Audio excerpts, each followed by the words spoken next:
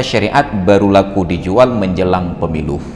Maka menjelang pemilu nanti insya Allah itu semua calon-calon politisi yang ingin bersaing akan mengangkat judul tentang penerapan syariat Islam. Setelah itu syariat tinggal di belakang. Dan yang paling penting, sahabat Perkusi Aceh, 10% dari hasil penjualan kaos dakwah ini akan kita bagikan kepada sahabat-sahabat kita yang kurang mampu di luar sana.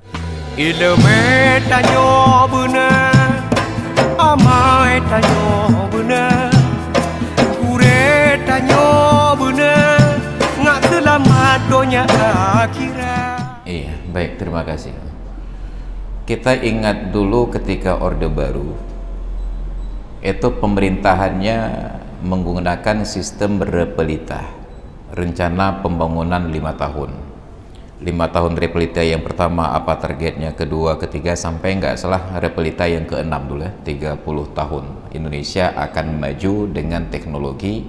Makanya Soeharto sebagai penguasa waktu itu, Allahumma kita harus doakan beliau. Dulu kita minta beliau cepat mati, sekarang kita minta beliau agar hidup kembali. Allahumma karena beliau ketika menetapkan target, maka berikut dengan takhtid perencanaannya, sehingga wakil presiden itu sesuai dengan cita-cita yang ingin dicapai pada masing-masing repelita. Maka pada repelita yang terakhir yang tidak sempat beliau selesaikan, Indonesia akan bersaing dengan negara-negara maju untuk industri, maka beliau angkat B.J. Habibie untuk menjadi wakil presiden, ditetapkan. Sedangkan kita sekarang ini di tingkat pusat saja, itu cari wakil presiden bukan sesuai dengan target apa yang ingin dicapai. Targetnya hanya satu, target suara. Barang siapapun yang sanggup menarik suara sebanyak-banyaknya, maka itu yang dipasangkan sebagai wakil presiden. Nggak ada perencanaan. Nah, di negeri kita, perencanaannya hanya formalitas. Kita tahu bahwa di Aceh ini ada RPJM, Rencana Pembangunan Jangka Menengah. Kemudian untuk mewujudkannya ada Musrenbang, Musyawarah Perencanaan Pembangunan. Itu semua sudah disusun, diatur. Jadi di Aceh besar, di Banda Aceh, di mana akan dibangun jalan, di mana akan diperbaiki jalan, di mana akan dibangun jembatan, semua sudah ada. Tetapi walaupun sudah ada, tetap saja harus ada proposal dulu. Jadi target bagi pemerintah kita tidak ada sama sekali, kecuali hanya menghabiskan anggaran dengan pertanyaan di ujung, wani piro katanya. Keke pedung kapuo. Jadi bahkan penerapan syariat, bayangkan, saya dapat cerita dari kawan-kawan, entah A1, A2 atau A3, wallahu alam. Untuk di Baitul Mal saja, itu lebih banyak target habis untuk biaya SPPD perjalanan dinas daripada manfaat zakat yang diterima oleh para mustahiknya. Itu contoh kecil, entah benar entah tidak, wallahu alam. Tentu tidak ada asap kalau tidak ada api. Dan tentang kebenarannya perlu ada tim untuk verifikasi. Tapi setidak-tidaknya pasti suara-suara miring karena ada sesuatu yang miring. Ini persoalan paling mendasar. Tidak ada perencanaan. Bahkan yang sudah direncanakan pun tidak dieksekusi sesuai dengan perencanaan. Kita ambil contoh. Banda Aceh itu dulu ditetapkan mesti ada wilayah terbuka hijau. Kanun tentang RT RW. Makanya Taman Sari itu ditetapkan wilayah terbuka hijau. Tidak boleh ada pembangunan. Tapi pembangunan tetap berjalan di ruang yang sudah disepakati. Dulu sejak dari sebelumnya direncanakan wilayah sekitar Taman Sari sampai ke Blower itu nggak boleh ada industri, tapi tetap saja keluar izin untuk SPBU. Bayangkan yang sudah kita sepakati bisa dilanggar. Kenapa? Karena lemahnya pengawasan dari eksekutif. Nah, maka ketika sekarang kita ribut-ribut umpamanya kenapa Banda Aceh itu bisa defisit anggaran, tentu bukan hanya salah wali kota, karena ada pendamping wali kota dari legislatif yang tidak mengawasi tentang penganggaran. Maka terjadilah lewatan seperti ini. Jadi intinya, kenapa syariat Islam sudah 20 tahun hanya baru 4 kanun saja yang lahir? Nah, bahasa kasarnya ada 4 kanun, walaupun ada kanun-kanun kecil yang lain yang tidak terlihat kanunnya. Salah satunya adalah karena yang pertama tidak ada target, yang kedua ketika sudah ada target tidak ada rencana untuk mencapai target, dan yang ketiga adalah ketidakikhlasan kita untuk syariat itu berjalan di negeri ini. Maka syariat baru laku dijual menjelang pemilu.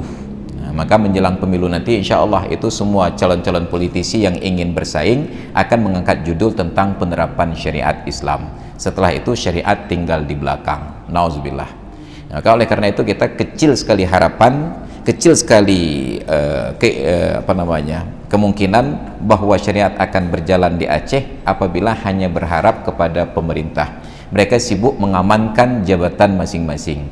Otomatis harus kembali ke hal-hal yang kecil. Kita mulai dari yang sederhana yang mungkin kita lakukan, termasuk di dalamnya perbaikan politik. Salah satu caranya, jangan lagi anggota dewan itu orang yang mencalonkan diri. Anggota dewan itu harus orang yang dicalonkan oleh rakyat, benar-benar mewakili rakyat, bukan mewakilkan diri atas nama rakyat. Rakyat harus ada konvensi awal. Misalnya di Kampung Prada, populasi penduduknya dengan pemilih cukup untuk menaikkan umpamanya 1 orang anggota dewan. Maka harus kumpul warga Prada, duduk bersama, memilih dan menginventarisir berapa orang yang punya kompetensi untuk menjadi wakil rakyat. Buat barometernya. Yang pertama mungkin mampu legislasi, ada pendidikan yang memadai. Yang kedua, ekonominya sudah mandiri, bukan lagi masuk dewan itu untuk mencari nafkah. Yang ketiga, terbukti bersedia untuk bekerja atas nama rakyat, bekerja untuk masyarakat.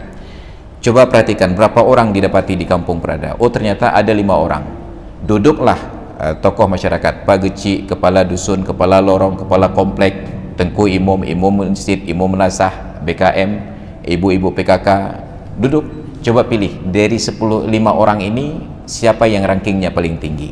Ketika sudah mencuat, baru itu kita nobatkan sebagai wakil rakyat dari Prada. Baru kita cari partai yang bersedia bekerja sama. Sampaikan, Pak, kami dari Prada ada seorang calon, kami ingin bekerja sama dengan Anda, kami sumbangkan suara, tolong terima calon kami dengan catatan tidak boleh di-PAW kecuali kami yang minta. Buat perjanjian MOU, buat perjanjian tersebut, barulah kita dapatkan wakil-wakil rakyat yang benar-benar lantang bersuara. Dan biasanya yang mau bersedia demikian hanya partai-partai kecil. Saat itulah kedaulatan kembali ke rakyat. Sekarang kedaulatan ada di tangan ketua partai. Anggota dewan itu bukan tidak idealis, mereka idealis, tapi biaya untuk naik ke dewan tersebut terlalu besar. Bila mereka terlalu lantang berbicara, DPAW sebelum modal kembali. Habis kayaknya. Maka coba naikkan anggota dewan tanpa mereka harus keluarkan uang. Sampaikan kepada mereka, Pak, nanti setelah duduk di dewan, silahkan gaji bersih milik Anda. Tolong suarakan aspirasi kami. Dan Anda kami jamin tidak akan DPAW. Tapi apabila tidak bekerja dengan baik, kami yang minta Anda untuk DPAW. Nyemunan terpegat, beretuh. Maka kita mulai. Saya sudah memulai langkah dan tahapan-tahapan tersebut dari Kota Madia Cet Keung. Cuma saat kita mulai bergerak begitu dicurigai, pekahawadu anggota dewan Ustaz. Nyanyi ada nyawa dia. Pekahawadu anggota dewan. Padahal kita ingin mencalonkan orang lain, kadang ya beku. Inilah yang merusak suasana. Nah, tapi tetap itu harus diusahakan, diupayakan. Insya Allah dengan cara demikian kita akan lebih bermartabat. Kita akan lahir tokoh-tokoh yang vokal. Yang aseka vokal wujud insya Allah disorot oleh media dan insya Allah cepat meninggal dunia. Maka hadirin dan hadirat sekalian yang dirahmati Allah, demikian kajian kita pada malam ini. Mudah-mudahan menjadi ilmu yang bermanfaat. Tapi yang terakhir itu saya sarankan untuk segera dieksekusi. Duduk Pak Geci, kepala lorong, kepala dusun, ketua pemuda, ibu-ibu PKK, tengku imum, BKM, coba dimusyawarahkan siapa yang cocok untuk muncul dari Kampung Prada. Cari partai yang bersedia untuk bekerja sama. Maka nanti akan lahir tokoh-tokoh yang vokal di DPRK dari Kampung Prada insyaallah. Baik hadirin sekalian yang dirahmati Allah, demikian kajian kita. Wallahu a'lam bissawab wa ilaihil marji'un wal ma'ab. A'udzu billahi minasyaitonir rajim. Bismillahirrahmanirrahim. Alhamdulillahirabbil alamin. Wassalatu wassalamu ala sayidina Muhammad wa ala alihi wa sahbihi ajma'in. Allahumma rzuqna fahman nabiyyin wa hifdzal mursalin wa ilhamal malaikatil muqarrabin. Allahumma 'allimna 'ilman yanfa'una wanfa'na bima 'allamtana wa zidna 'ilman wa fahman wa alhiqna bis salihin. Rabbana ighfir lana dhunubana wa liwalidayna warhamhuma kama rabbayana shighara wa li jami'il mu'minina wal mu'minat wal muslimina wal muslimat al ahya'i minhum wal amwat bi rahmatika ya arhamar rahimin. Allahumma taqabbal minna innaka antas sami'ul alim wa tub 'alaina innaka antat tawwabur rahim. Rabbana atina fid dunya hasanah wa fil akhirati hasanatan wa qina 'adzaban nar. Wa sallallahu ala sayyidina Muhammad wa ala alihi wa sahbihi ajma'in. Walhamdulillahi rabbil alamin. Al-Fatihah. Bismillahirrahmanirrahim. Alhamdulillah.